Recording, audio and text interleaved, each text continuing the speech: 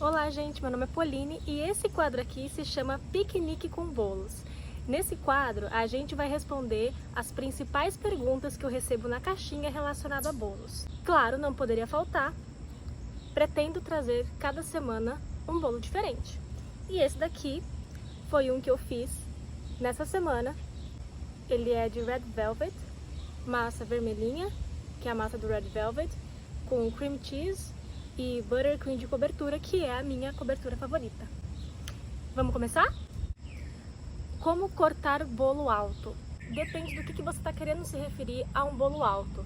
Um bolo alto pode ser considerado um bolo de 15 centímetros. Nesse caso, é você cortar ele normal. Pode ser da forma que eu cortei esse daqui, ó, que é em triângulo, tá vendo? Indo com a faca do centro para a extremidade, cortando em triângulos, que é o jeito normal que a gente aprende. Ou também tem a opção de você cortar ele em linhas retas.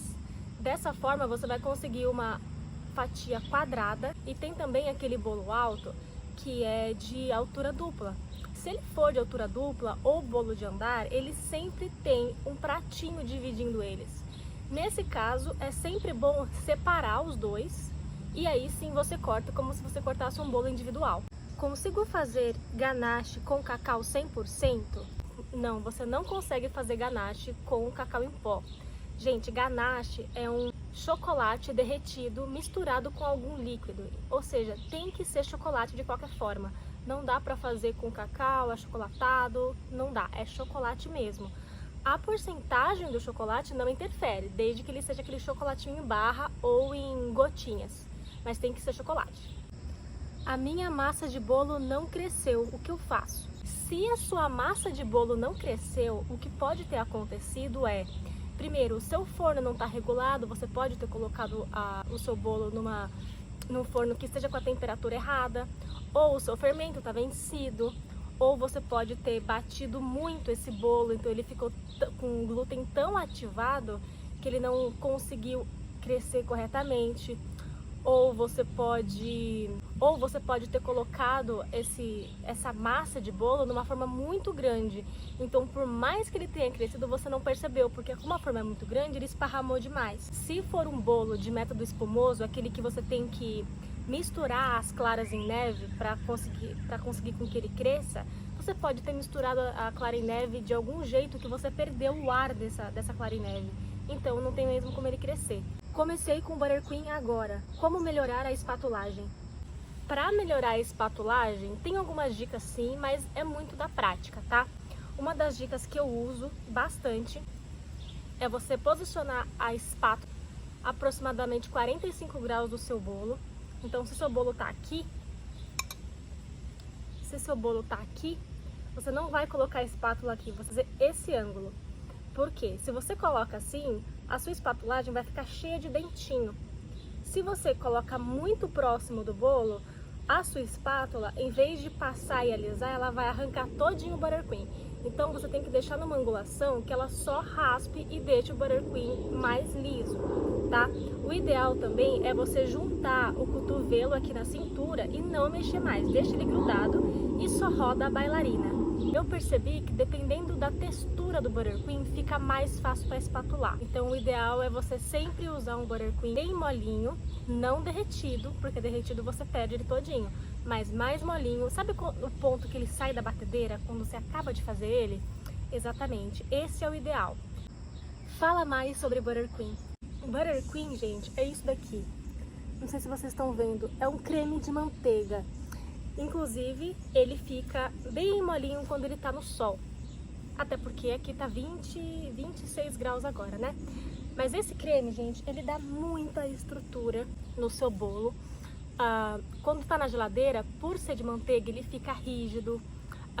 Ele isola o seu bolo, então não tem aquele problema de você deixar o seu bolo ali na geladeira e ele ressecar, porque se ele tá espatulado, ele já isola o seu bolo, então isso faz com que o seu bolo não fique ressecado na geladeira, tá? Tem vários tipos de buttercream, Mas o que eu prefiro é o de merengue suíço, porque ele é bem equilibrado em relação ao açúcar, em relação ao gosto da manteiga. Tem o buttercream americano, que é um buttercream à base de manteiga e açúcar. Então, no meu caso, eu acho que ele fica muito doce, não fica tão gostoso. Ele também tem o problema de formar uma película quando você deixa ele na geladeira, então já não gosto. Ele não fica tão lisinho, com a textura tão lisinha igual o do merengue suíço. Tem também o buttercream italiano, que é a base do merengue italiano, aquele que a gente coloca a calda de açúcar para cozinhar as claras em neve na batedeira. Então assim, tem diversos tipos de buttercream, o ideal é que vocês testem, mas enfim, o que eu gosto mais é o de merengue suíço, que tem um equilíbrio entre o açúcar e a manteiga, tá bom? Nunca fiz bolo. Acha que consigo fazer um bolo gostoso e um bolo alto? Certeza você consegue fazer um bolo alto e gostoso, apesar de você nunca ter feito bolo. As pessoas tendem a achar que bolo é algo de outro mundo, né? Porque, gente, eu aposto que aconteceu com muita gente que vai ver esse vídeo que sempre dá alguma coisa errada. Já aconteceu na minha vida de eu querer fazer só bolo de caixinha porque era certeza que ia dar certo. Olha, você pode sim fazer um bolo do zero e fazer um bolo bom. O que resta para você é saber as técnicas que você usa. É pegar algumas dicas que vão facilitar a tua vida, tá? Mas sim, você consegue, inclusive bolos altos, bolos de andar.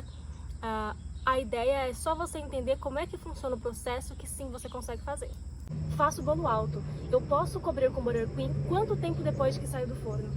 Para cobrir o bolo com buttercream, o ideal é você deixar essa massa bem fresquinha, tá?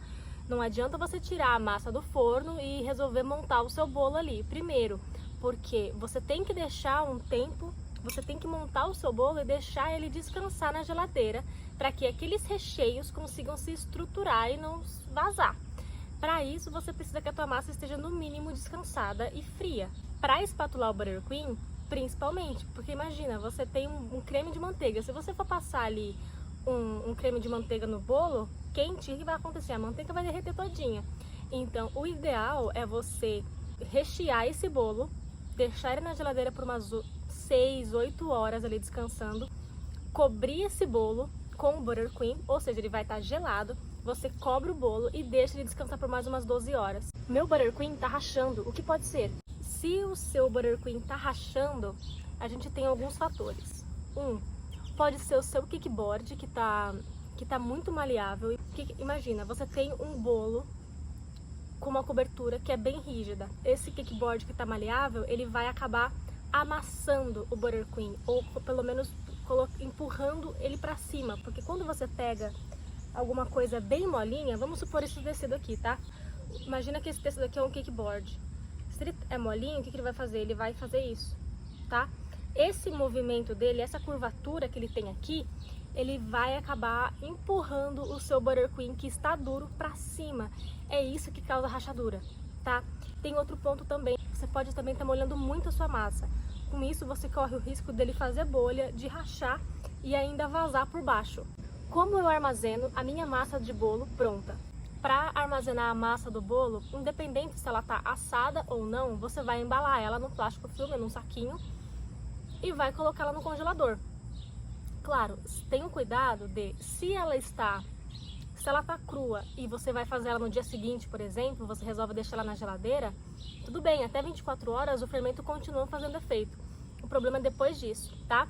Agora, se você colocar no congelador, funciona super bem e dura até 3 meses, dependendo aí da temperatura que chega o seu freezer, tá bom?